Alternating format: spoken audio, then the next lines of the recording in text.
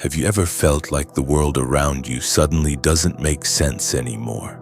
That you're outgrowing people, habits, and even beliefs that once defined who you were? If so, you're not alone. Spiritual awakening isn't some mystical event where you levitate and chant in Sanskrit. It's more like waking up in your old life and realizing, this isn't me anymore. And the change, it doesn't happen all at once. It's slow, subtle, sometimes even uncomfortable. In this video, we're diving deep into 6 powerful things that highly spiritual people slowly quit, not because they're better than anyone else, but because they're becoming more aligned with their true self. And as you watch, you might just recognize that you're already walking this path too.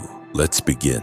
1. The need to be right. We all know the feeling, that burning urge to prove our point, to be seen as right. But spiritual people gradually learn something most of the world misses. Being right is often the least important thing in the room. Why? Because the ego feeds off being better, smarter, more correct. But the soul seeks connection, not domination. Arguing becomes draining. Debating loses its appeal. And slowly, highly spiritual people begin to choose peace over pride. It doesn't mean they abandon their values.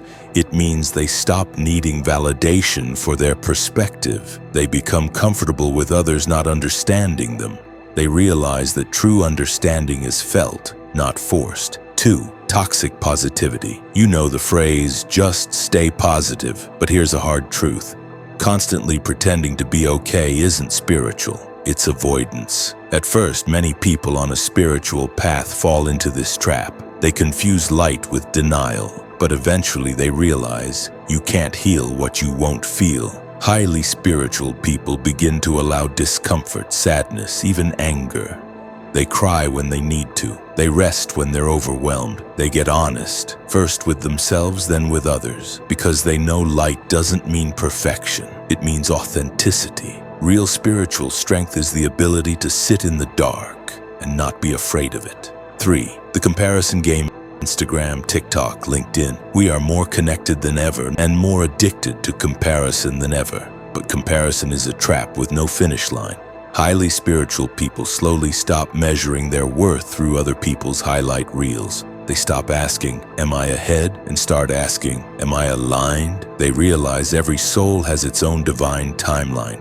Some bloom early, some bloom late, some bloom in winter in silence without anyone noticing, and that's okay. They begin to cheer others on genuinely, without jealousy, because someone else's light doesn't dim their own. Their self-worth becomes internal, not up for auction on the timeline of someone else's success.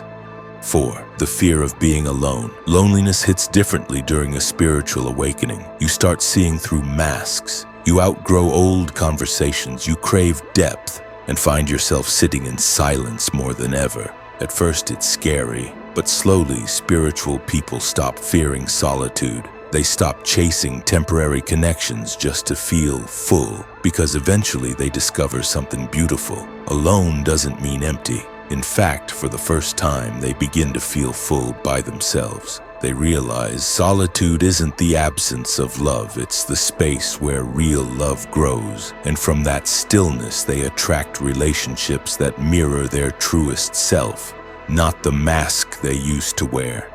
5. People-pleasing.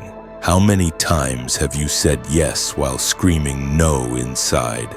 People-pleasing is one of the hardest habits to break, especially for kind souls. But spiritual people slowly stop performing for acceptance. They understand that shrinking themselves to make others comfortable isn't kindness, it's self-abandonment. They begin to speak their truth, even when their voice shakes. They start setting boundaries, even if others don't like it, not because they want to hurt anyone, but because they finally decided to stop hurting themselves. They no longer trade authenticity for approval. They realize if being myself pushes someone away, they were never meant to stay. Another thing they begin to release, the identity of the wounded healer. So many spiritual people carry deep scars, and they use those scars to help others. But eventually they realize that constantly pouring from their pain isn't sustainable. They don't need to bleed to be worthy. They begin to heal for real. Not just enough to function, not just enough to inspire, but enough to rest, to receive, to breathe without tension. They allow themselves to be more than a caretaker. They give themselves permission to be whole. 6. Over-identification with identity. I'm a teacher, I'm a healer, I'm a star sign, I'm an introvert. These labels help us understand ourselves until they limit us. Spiritual people slowly let go of clinging to fixed identities. They realize that they are not their job, not their trauma, not their enneagram, not even their personality. They are consciousness, constantly evolving. And so they begin to flow with life rather than trying to define every part of it. They allow themselves to change their mind, to reinvent, to unbecome, because they know growth doesn't fit in neat boxes. They stop asking, who am I supposed to be, and start asking, what is life asking of me now? Spiritual awakening isn't loud. It doesn't come with fanfare. Often no one else even notices, but you feel it.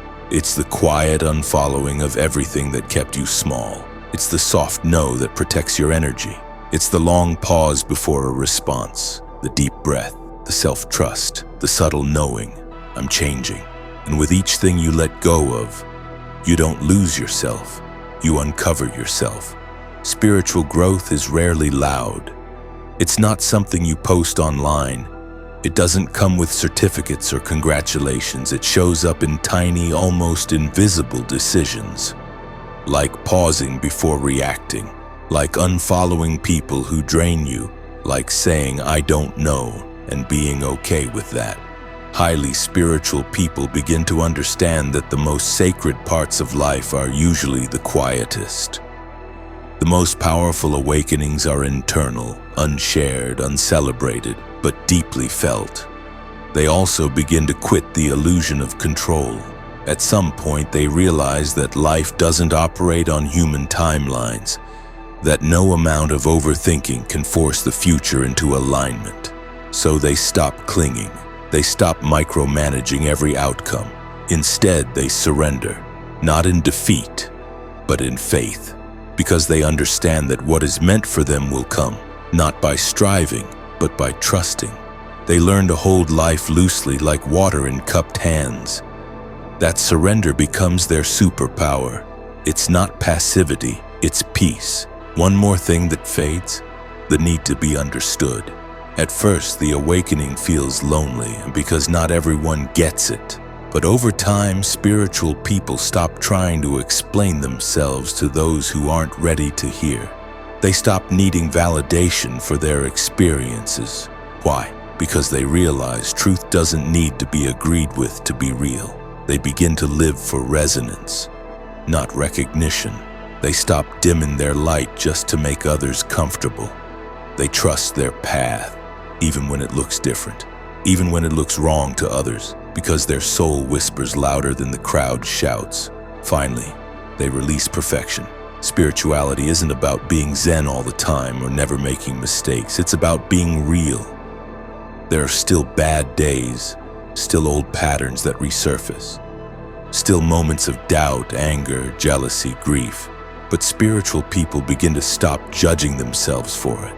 They hold themselves with compassion. They offer grace, not guilt, because they understand that healing isn't linear, it's cyclical. Every spiral, every setback, every shadow is part of the unfolding. They don't rush it anymore. They let it teach them. They understand. The soul doesn't want you to be perfect. It wants you to be present.